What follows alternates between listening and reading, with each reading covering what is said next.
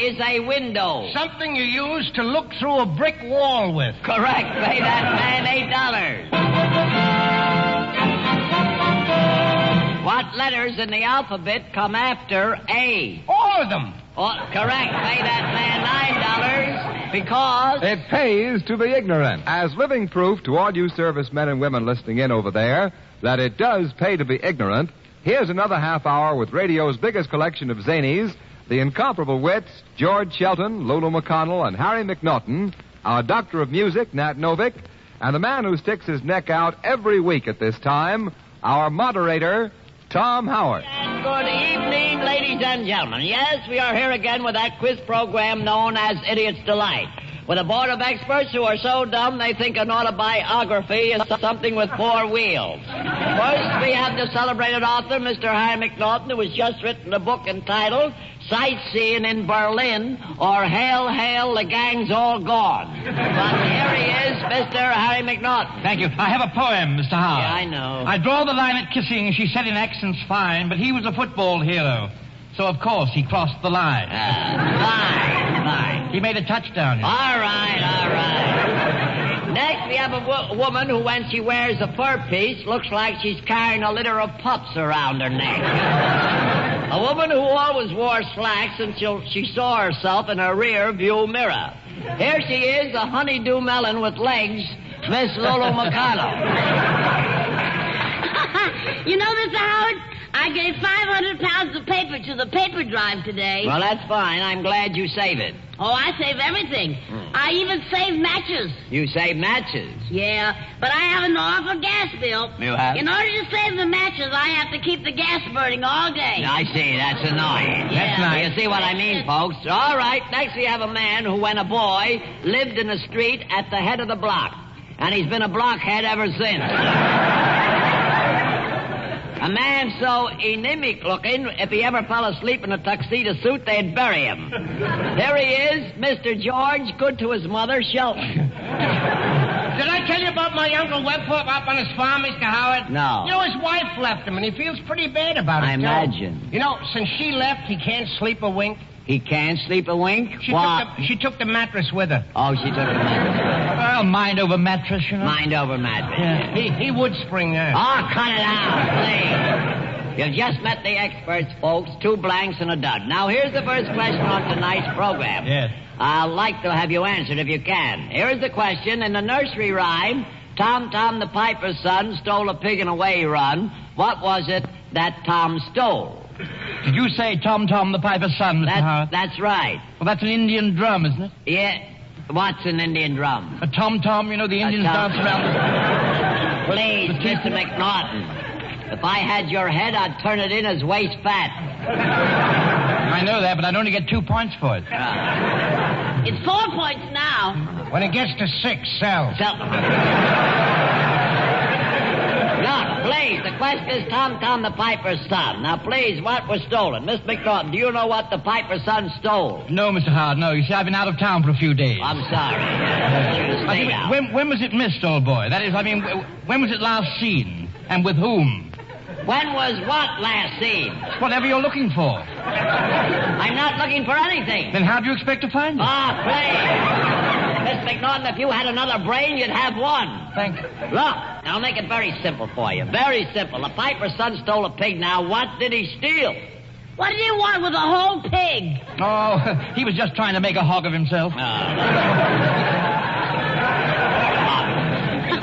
they know he stole it? The pig squealed on him. Oh, please.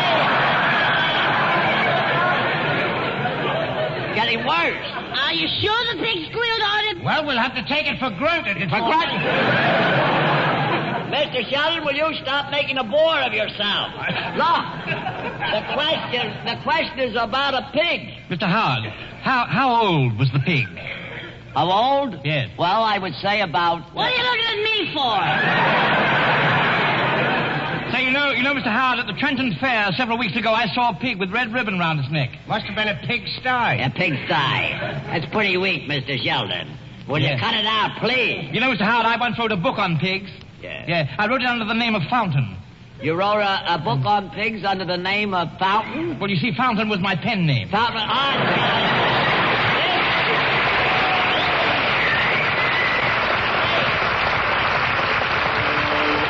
Gone. Look at them guys. Can you imagine that? They all stand up and take a bow. All standing up. That guy thinks he's Stokowski or somebody. That music reminds me of a night in a Turkish bath. It's all wet. Let's get on here. Here's the next question. I do hope I'll get an answer to it. Yeah, so do I. Thank you. I know I'm just being an optimist. Yeah, did you say optimist? Yeah, that's one of those big fishes with 8 arms. That's an octopus, you nitwit. Oh, no, I beg to differ, old boy. An octopus is a man who examines your eyes. I see. Mr. McNaught, for your information, that's an oculus. Oh, don't be silly. An oculus is a person who always looks on the bright side of things. That's an optimist. Which brings me back to myself again. Must be very monotonous. Okay, never mind. Now let's get on with the question. Yes, what was the question, Mr. Howard? Who stole Tom Tom's pig? Oh, please. Oh, that's right. Oh, yeah, that's right. We haven't found the pig yet. You passed the pig. I did? Why do you walk so slowly? Because... Are you ready for the question? I am, yes. Are you ready for the question, Miss McConnell? No, not quite. Wait till I put a little lipstick on my lips and pretty up. Yeah. I can't wait till you find your lips. Now, come on. Shut up, you old discarded toothpaste tube. Thank you. Here is the question. What kind of work is done in a cleaning, pressing, and dyeing establishment? You know, it's funny that you should ask that. I'm helping a friend of mine out right now, and he runs a cleaning and dyeing establishment. You're helping him? What are you doing? I'm dying. You're what? I said I was dying. You don't look sick. I know I'm not sick. If I was sick, I couldn't die. Now, just a minute. If you were sick, you couldn't die. Oh. Suppose you had some sort of ailment that proved fatal. Oh, then I'd be dead. Well, when you die, ain't you dead? If I was dead, how could I die? Please, Mr. Sheldon, tell me, what are you dying for? I'm dying for a living. Oh, I see. You mean you get paid for dying? Certainly, you don't think I'm going to die for nothing, do you? How much do you get paid for dying? $30 a week. What do you want to die so cheap for? Well, some weeks I make more. Oh, how do you make more? I die overtime. ain't that awful? Will you please stop it, please? I say, tell me something, Mr. Sheldon. How do you die overtime? Well, some night the boss comes around, he looks at the clock, and he says, George, go out and get your lunch. And come back, you gotta die till 11 o'clock tonight. Who tells you that? The boss, the man I'm dying for. You see, I'm not dying for myself. Oh, you're not dying for yourself. No. Who are you dying for? I'm dying for another fella. Another fella. What's the matter with him? Can't he die? Oh, sure, but he don't have to die. No. He used to die. Ah, please. What, he used to die? Yeah, he died 3 years ago. He died 3 years ago? Then you're not working for him anymore. Certainly I am. How can you be working for him if he died 3 years ago? Well, he quit dying. Certainly he quit dying. If he died 3 years ago, he had to quit. Oh, not necessarily. If he died 3 years ago, that doesn't mean he's forgotten how to die. Oh. I say, tell me something, Mr. Sheldon. If you died last week, could you die again next week? If I'm living. If you're...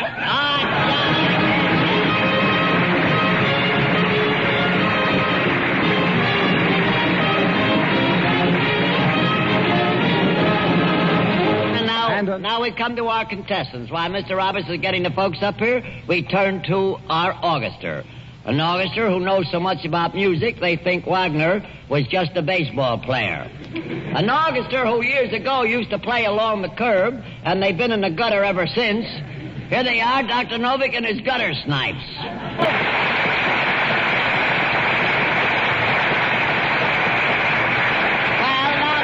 Over, I can take the cotton out of my ears. Who is our first contestant this evening, Mr. Roberts? Our first guest this evening, Mr. Howard, is Sergeant Bill Canavo of the United States Army. Fine.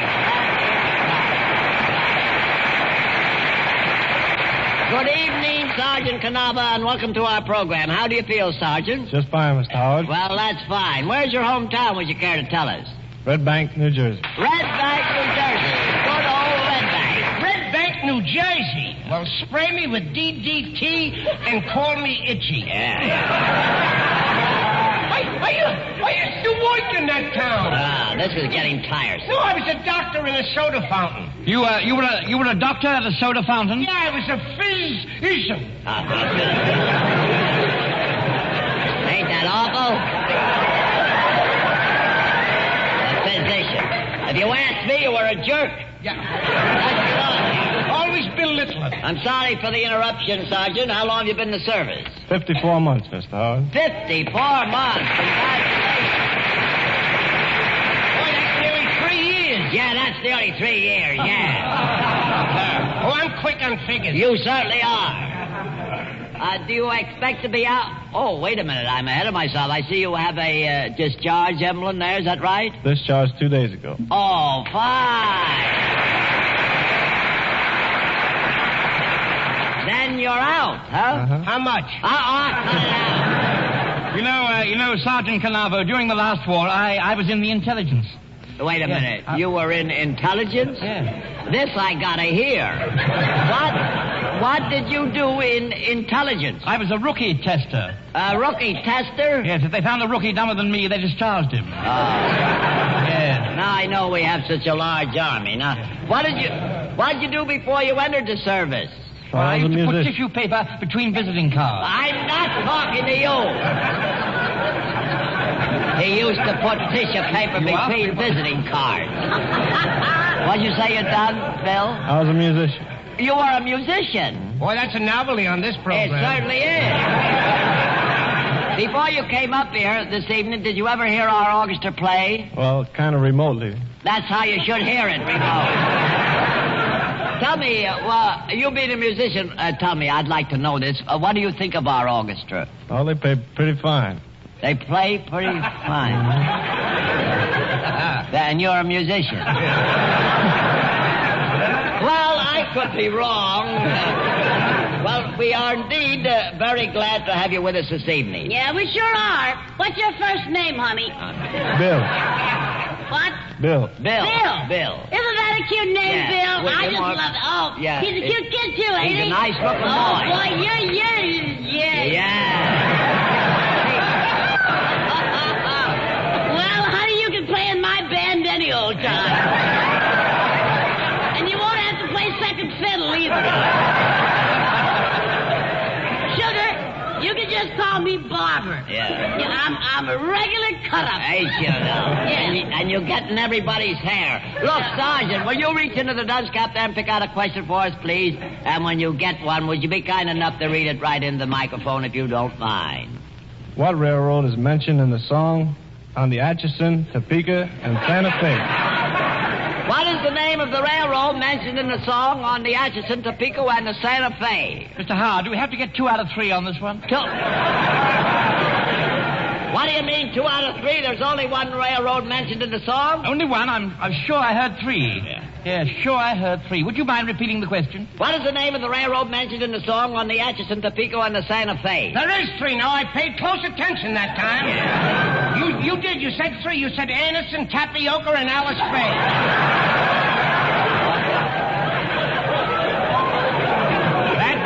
That's what I said, you know. Yeah. That's exactly what, but I don't recall the tapioca. No. Oh, I was just putting that in. You were just putting. Maybe it was 3 songs. I didn't mention 3 songs. Well, you don't have to shout my head off, do you? What head? Look, I'll repeat the question again. What railroad is mentioned in the song the Atchison, Topeka, and the Santa Fe? There you are. He said it again. 3 railroads. Mr. McNaught, you must have studied a long time to be so stupid. No, I didn't study at all. It's a gift. It's a gift. It's a gift, I say. I got a gift from my old man today. A beautiful hook rug. Yeah, where'd you get it? He hooked it.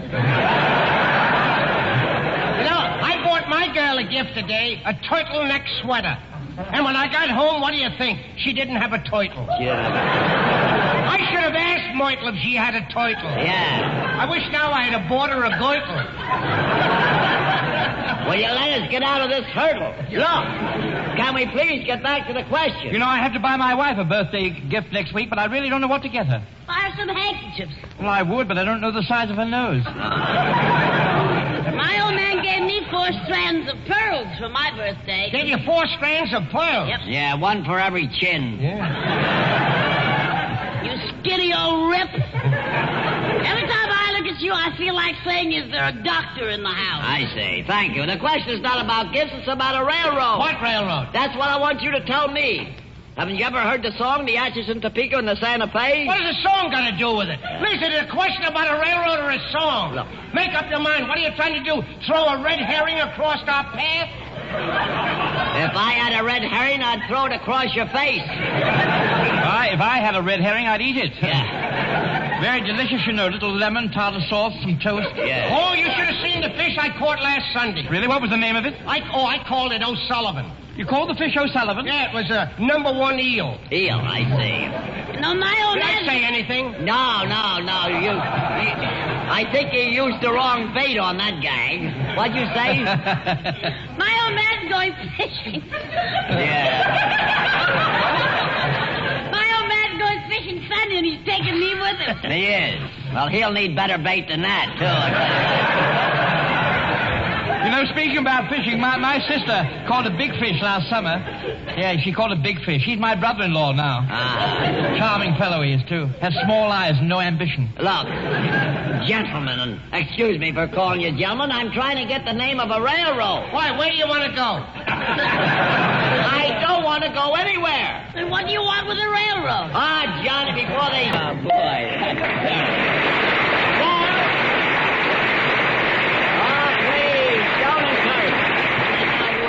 Contestant, please. A young lady I know you'll be very happy to meet, Mr. Howard. Sergeant Muriel Lloyd of the Women's Army Corps. Thank you. And good evening, Miss Lloyd, and welcome to it, Face to Being. Oh, rather. Welcome, Miss Lloyd. How do you do? Charming, yes, very lovely. Yes. Miss Lloyd, I saw your picture, you know, Lloyd's of London. Isn't that all? I knew her sister, Celluloid. Pay no attention to them, Miss Lloyd. We're going to feed them in a minute. How do you feel this evening? I feel very fine, thank Well, you. you certainly do look it, I must say. Where's your hometown? Would you care to tell us? Chattanooga, Tennessee. Chattanooga, Tennessee. Well. Chattanooga? Yeah. My word, what a coincidence. I used to live in that town, you know. You did? I lived there when I was a barefoot boy. I just went back there last month. Why did you go back? To get my shoes. Saw the man on the corner and... All right. Even with your shoes, you haven't improved your status any. He hasn't improved his what? You wouldn't understand such things. Oh, yes, I would. You can tell me, Mr. Howard. I know all about the birds and the bees. Look, please, never mind. Pay no attention to this. What are you doing here in New York? I'm stationed here. Oh, you're working here. How long you been here? 2.5 years. Oh, 2.5 years. Then I guess you've seen quite a lot of our city. Quite a bit. How do you like it? Very much. Well, that's fine. That's Doing great. anything tonight? Oh, never mind. So, Mr. Shelton, very, very charming lady, you know. I'll say she is. Lovely eyes and hair. Cute as can be. Very beautiful. Oh, I like her immensely, Harry. I mean, a very charming piece of bric-a-brac, I'd say. Say, would you mind telling me what... Would you mind telling me what you two are mumbling about? Just a little research. All right. What are you butting in for? I'm sorry for this. You old dumb cluck. All right. I'm sorry for the... Miss Lloyd, are you married? No. I see. And are you having a good time in New York? Oh, a very good time. Uh-huh. Then your husband is not with you. No. All right. Wonder how I look at that uniform. How you'd look in that uniform, like an elephant in a revolving door. That's how you look. That's a nice dress you have on, Miss McConnell. You like it? Yeah. I wear this dress to tease. Uh-huh. At your age, who are you going to tease? Would you reach into the dust cap there and pick out a question for us, please? And will you kindly read the question, Miss Lloyd? Just take your time. What color is a blue serge suit? What? Thank you. No help from the audience. What color is a blue serge suit? Well, what size is the suit, Mr. Howard? I expected that. The size doesn't make any difference. Mr. Howard, that's the silliest remark I think I ever heard you make. The size doesn't make any difference. Why do you think they have to try a suit on? Why do they have a suit altered? Answer me that if you can, which I doubt if you ask me, which you might. Please. Mr. Sheldon, did you ever win a prize for being stupid? No, but I bet I could if I tried. I bet you could. You could without trying. The question is, what color is a blue serge suit? Do you know, Miss McConnell? I might. What do you mean you might? If you can answer the question, why don't you raise your hand? I can't. My girdle's too tight. I see. You haven't got a two-way stretch. All right, let's get on there. Do you know what color a blue serge suit is, Single-breasted or double? That doesn't make any difference. I'm not talking about the style. I'm talking about the color. Speaking of suits, you know, it reminds me, I must get a new dress suit. You think I'd look good in tails, Mr. Howard? Why not? Your ancestors did. You know, I went into a store today and I said to the salesman, I'd like to see something cheap in a suit. And he said, certainly, look right in this mirror.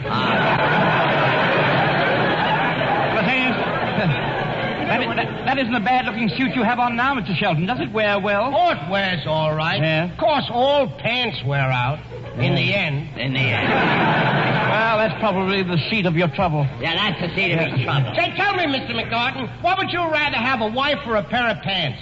Or a pair of pants. Yeah? You can go any place without a wife. My old man's always getting sore at me for taking spots out of his suits. Why should he get sore for you taking spots out of his suits? They're 10 spots. Can we please answer the question? What color's a blue serge suit? I read in the paper where they're making women's dresses out of glass. Oh, really? I'll have to look into that. Where did you get that dress you have on? I made it myself. Yeah? Don't you think it matches my face? Yes, I noticed. It's accordion plated. You should talk. You have to buy all your suits with built-in chests. Thank you, Miss McConnell. That's good, Miss McConnell, and I think you look nice in that dress. Thank you. And I think you look nice in that suit. Well, thank you. These are my glad rags. Yeah, glad rags on a sad sack. Yes, I went shopping yesterday, you know. I was in the Quandary. A quandary? What kind of a car is that? Yeah. You see, I went into a store on Fifth Avenue to buy a suit, but the salesman didn't have anything I liked, so he said, would you like to try on that suit in the window? I said, my word, wouldn't it draw a bit of a crowd? Please. So he said...